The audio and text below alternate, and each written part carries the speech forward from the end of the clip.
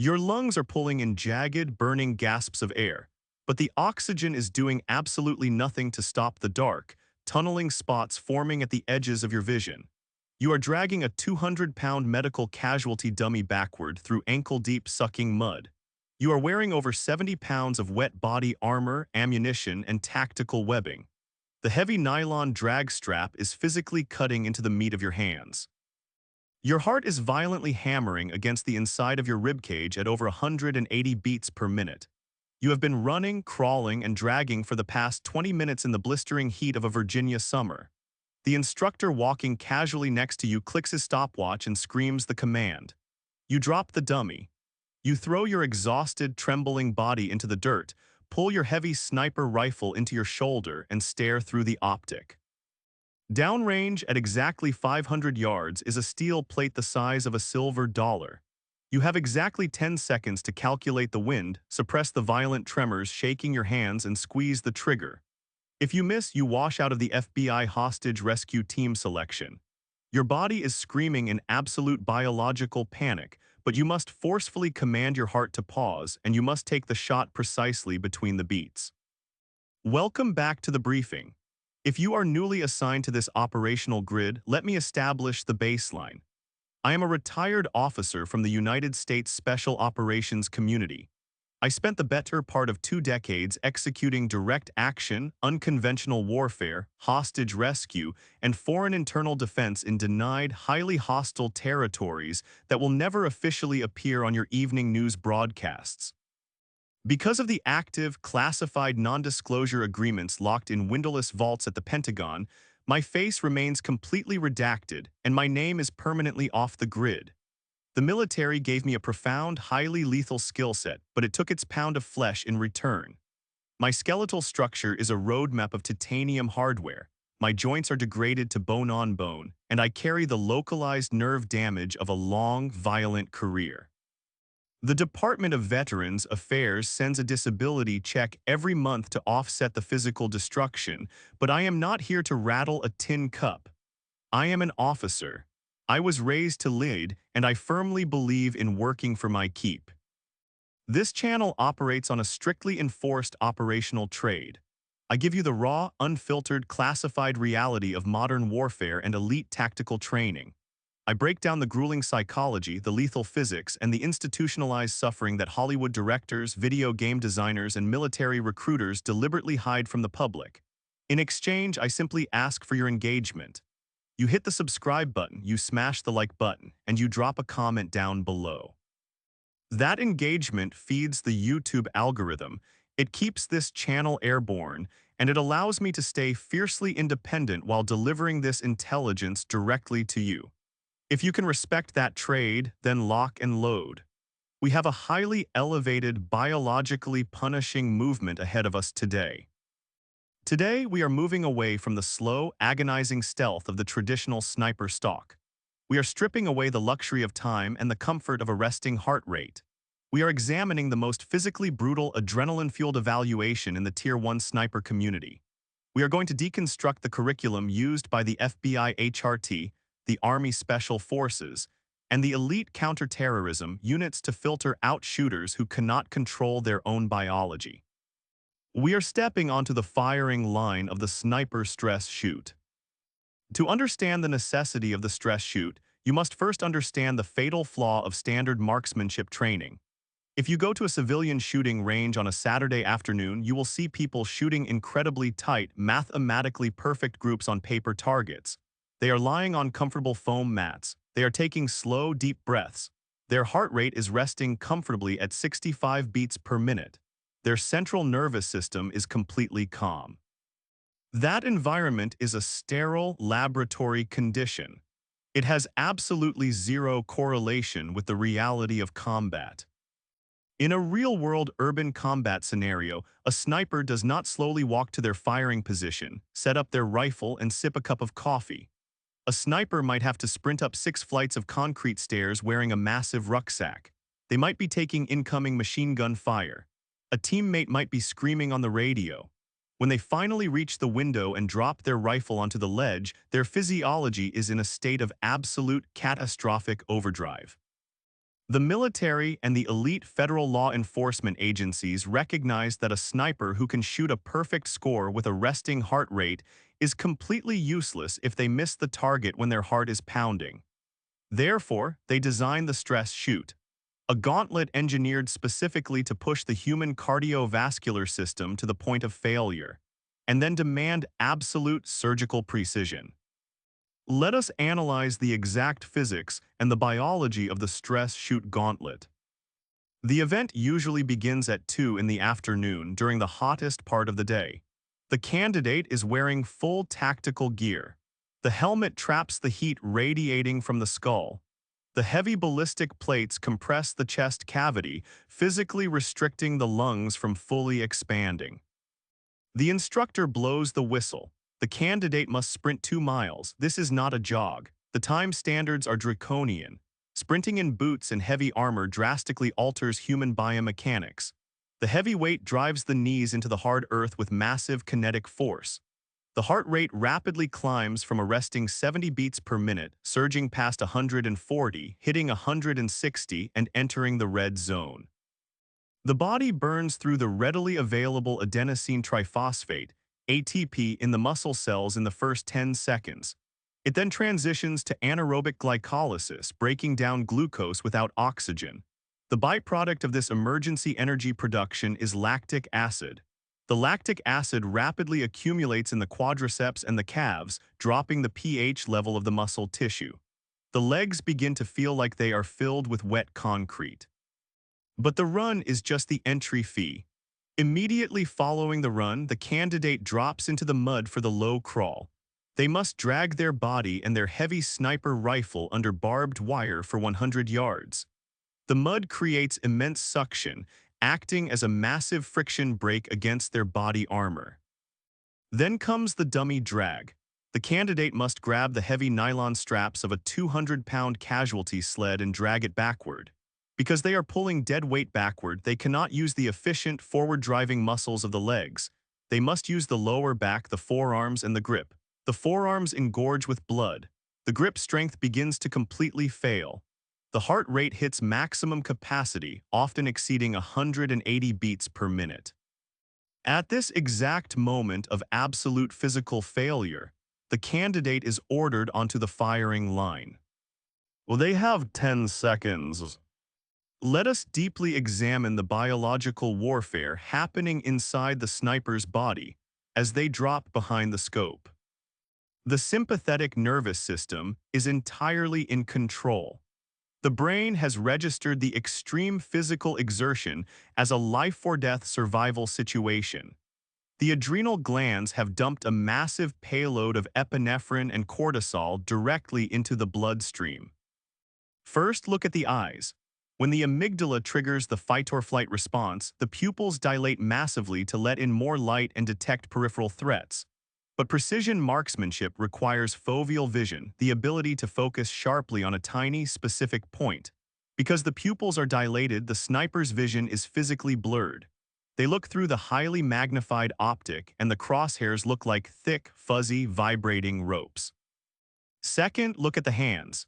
The body, sensing an emergency, shunts the blood away from the fine capillaries in the fingers and toes, redirecting it to the major muscle groups and the core organs. The fingers become cold and clumsy. The fine motor skills required to exert exactly 4 pounds of pressure on a specialized trigger sear are completely degraded. Third, and most devastatingly, look at the cardiovascular system. The sinoatrial node, the natural pacemaker of the heart, is firing like a machine gun. The heart is contracting violently, pumping highly oxygenated blood through the carotid and brachial arteries. When the candidate pulls the stock of the rifle tightly into the pocket of their shoulder and rests their cheek against the comb of the stock, they create a mechanical bridge between their pounding arteries and the steel of the weapon. Every single time the heart beats, a massive surge of blood physically jolts the shoulder and the neck. This jolt transfers directly into the rifle. When the candidate looks through the scope, the crosshairs are not still. They are violently, rhythmically jumping up and down across the target. This is known in the sniper community as the Wobble Zone. At 500 yards, a 1 millimeter jump in the crosshairs translates to the bullet missing the target by several feet. The candidate cannot wait for their heart rate to drop. They have 10 seconds. If they wait, they fail. They must shoot while their biology is actively fighting them. This is the apex of sniper training. This is where the shooter learns to dominate their own autonomic nervous system. The moment the candidate hits the dirt, they must execute immediate aggressive physiological regulation. They cannot control the lactic acid in their legs, but they can control their diaphragm. They initiate tactical breathing. They force a massive, deep inhalation through the nose, pushing the stomach out to draw air deep into the lower lobes of the lungs, bypassing the shallow chest breathing induced by panic.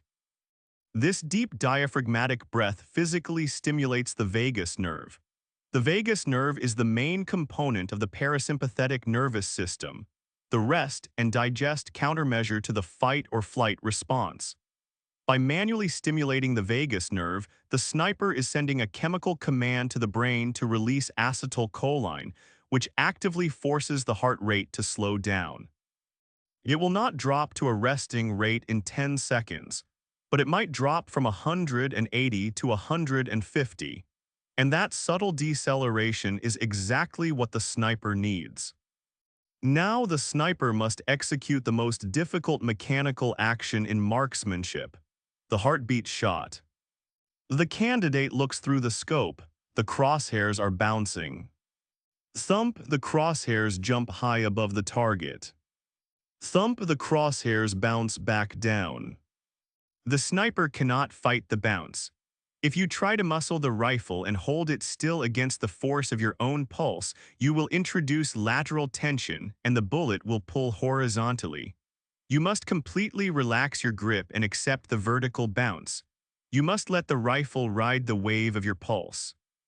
The sniper places their finger on the trigger. They take up the slack, the first tiny stage of mechanical resistance in the trigger mechanism. They analyze the rhythm of their own heart. The cardiac cycle consists of two phases: systole, when the heart violently contracts and pushes the blood, and diastole, the brief fraction of a second when the heart relaxes and refills with blood. During diastole, there is a microscopic pause in the pulse.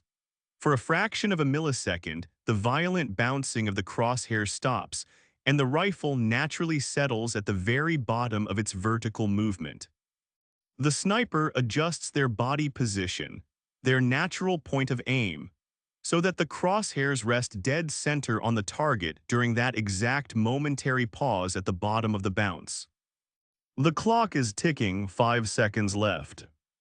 The sniper begins the continuous, smooth rearward pressure on the trigger. They do not jerk the trigger, they do not snatch it. They increase the pressure steadily. Thump, the crosshairs jump up. The sniper holds the pressure steady, not adding any force. The crosshairs drop back down to the center of the target. The heart enters diastole. The micropause occurs. In that exact, perfect fraction of a second, the increasing pressure overcomes the mechanical sear of the trigger. The rifle fires. The massive recoil punches the exhausted sniper in the shoulder. The sniper pins the trigger to the rear, keeping their eye glued to the optic, executing perfect follow-through. Through the blur of the mirage and the expanding gases of the muzzle blast, the sniper watches the trace of the bullet arc through the sky. Half a second later, a sharp metallic ping echoes back across the range. A dead center hit on the silver dollar plate. The instructor clicks the stopwatch. Target neutralized, clear your weapon, stand up. The candidate slowly pushes themselves out of the mud. Their lungs are still burning. Their hands are still shaking. But they have just achieved something profound. They have proven that they possess the supreme cognitive discipline to override a massive biological panic response, process a complex mathematical equation, and execute a flawlessly precise micromuscular movement under the most extreme physical duress imaginable. They have proven they are capable of taking the 180 BPM shot. So why are we taking the time to exhaustively deconstruct the biology of the heart, the vagus nerve, and the mechanics of a trigger sear? Why am I giving you the classified breakdown of the FBI HRT stress shoot? Because the mechanics of the stress shoot, the absolute requirement to control your biology in the midst of extreme chaos, apply directly, perfectly, and ruthlessly to the massive, unexpected crises in your own civilian life. You will likely never have to sprint 2 miles in body armor, drag a dummy, and shoot a target at 500 yards. But life is absolutely going to force you onto the firing line when your heart rate is redlining. You are going to face moments in your career, your business, or your personal life where you are completely exhausted. You will have worked a massive 80-hour week, fighting through the mud of corporate bureaucracy, dragging the dead weight of failing projects or uncooperative partners. You will be physically drained and emotionally starved. And at that exact moment of absolute exhaustion, a massive crisis will hit. A critical client will threaten to leave. A sudden, terrifying medical diagnosis will drop into your lap. A high-stakes negotiation will suddenly demand an immediate, flawless answer. You will have 10 seconds to make a decision. When that happens, your biology is going to betray you. Your sympathetic nervous system will take over. Your amygdala will scream at you to panic. Your heart rate will spike to 150 beats per minute. Your vision will tunnel. Your hands will shake. The natural civilian instinct when faced with this biological panic is to rush the shot. They feel the heart pounding, they feel the overwhelming pressure of the ticking clock, and they violently jerk the trigger. They send an angry, destructive email. They lash out at their spouse. They make a massive, impulsive financial decision just to escape the agonizing tension of the moment. And because they rushed the shot while their crosshairs were violently bouncing, they miss the target entirely. They destroy their career. They shatter their relationship. They cause massive collateral damage.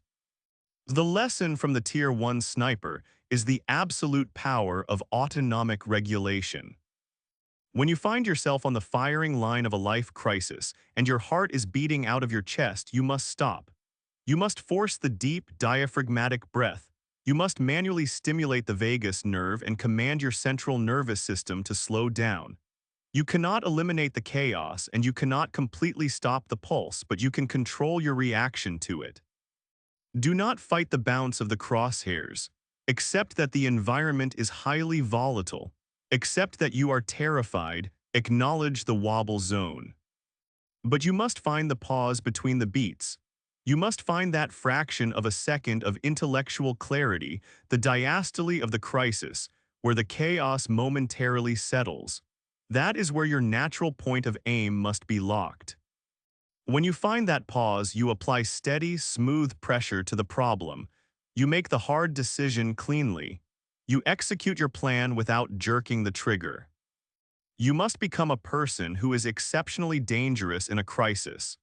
You must become the individual who, when everyone else is panicking, hyperventilating, and making erratic decisions, can drop into the mud, slow their breathing, and hit the target dead center. I have run those miles. I have dragged that dead weight through the mud, and I have stared through the optic when my heart was pounding so hard it rattled my teeth. I know the dark, suffocating feeling of the biological panic, and I know the profound, quiet power of mastering your own pulse. This channel is my way of passing that operational fieldcraft directly onto you. We have a massive archive of tactical intelligence left to declassify. In the upcoming debriefings, we are going to break down the agonizing geometry of the Army Mountain Sniper School, where operators must defeat the illusions of gravity. And we are going to analyze the terrifying mathematics of aerial gunnery, firing from a moving MH-60 Blackhawk helicopter. If this briefing altered your perspective, if it gave you a biological framework to slow your heart rate and hit the target in the middle of your own life crises, then execute your end of our operational trade.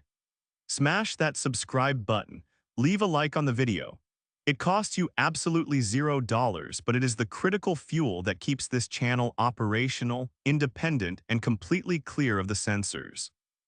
I want you to drop a comment down below. Tell me about a time in your life when you were exhausted, the pressure spiked, your heart was pounding, but you forced yourself to breathe, found the pause between the beats, and took the perfect shot. I read every single comment. I am always evaluating the biological discipline of the personnel in this squad. Keep your powder dry, control your breathing, find the pause between the beats. I will see you at the rally point. Out.